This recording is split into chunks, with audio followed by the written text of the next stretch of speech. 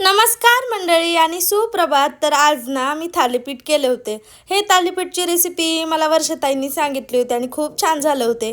असं नंतर धनू ना चरणसोबत फिरत होती. चरण म्हणजे आमच्या अनिता ताईचा मुलगा आहे आणि ती ना त्याची कॉपी करून बघत होती आणि माझ्याकडे बघून हसत होती, कारण तिला कळालं होतं मम्मी व्हिडिओ घेते. असं छान लिची वगैरे आलेल्या होत्या. मग मी त्यांच्याकडनं ना थोडीशी जांभळं घेतलेत. म्हटलं चला जेवढे आलेत तेवढे तरी आपण घेऊयात आणि मैत्रिणी मैत्रिणी खाऊयात. म्हणून काय जांभळं घेऊन मग पुन्हा निघाले स्कूलकडे जाण्यासाठी. आता स्कूलमधलं तर मी तुम्हाला काय दाखवू शकत नाही, पण स्कूलच्या बाहेर जे जांभळीचं झाड आहे ना, ते अतिशय छान आहे आणि इतक्या गोड जांभूळ आहेत. त्याच्या फक्त प्रॉब्लेम एवढी आहे की त्या रोडवर पडलेल्या असतात, त्यामुळे त्याला कोणी खाऊ शकत नाही.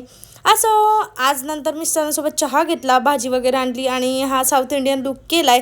तर ह्याचा पूर्ण व्हिडिओ तुम्हाला उद्या येईल, पूर्ण म्हणजे शॉर्ट व्हिडिओच येईल, पण खूप छान 2 पार्टमध्ये येईल. तर जर तुम्हाला असा लूक करायचा असेल तर उद्या येईल हा व्हिडिओ, याची वाट नक्की बघा. आणि हा व्हिडिओ संध्याकाळचे 9 ते 9:30 10च्या दरम्यान हा व्हिडिओ येईल. म्हटलं चला आज काय बनवायचं, तर मिस्टरांची फरमाईश होती पाणीपुरी. आणि हो, मी तुम्हाला एवढा पसारा दाखवते पण नेगेटिव्ह कमेंट करू नका.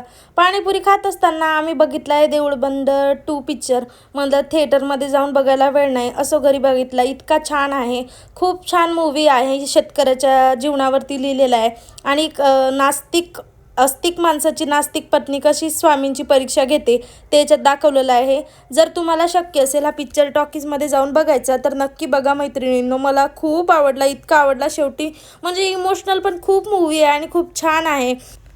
प्रत्येक वेळेस आपण देवाला हे मागतो ते मागतो, पण ह्या बाईने डायरेक्ट देवाची परीक्षा घेतली. आता ही बाई साधीसुधी नाही आहे, ही एका शेतकऱ्याची पत्नी आहे. शेतकऱ्याची पत्नी म्हणजे एक आत्महत्याग्रस्त शेतकऱ्याची पत्नी आहे, जिच्या नवऱ्याने शेतातल्या म्हणजे एका वाईट बियाणं घेतलेल्या माणसामुळे तिच्या नवऱ्याने आत्महत्या केली आहे. यावरती हा पिक्चर आहे. आणि हो, देवाची परीक्षा या पिक्चरचं नावसुद्धा आहे.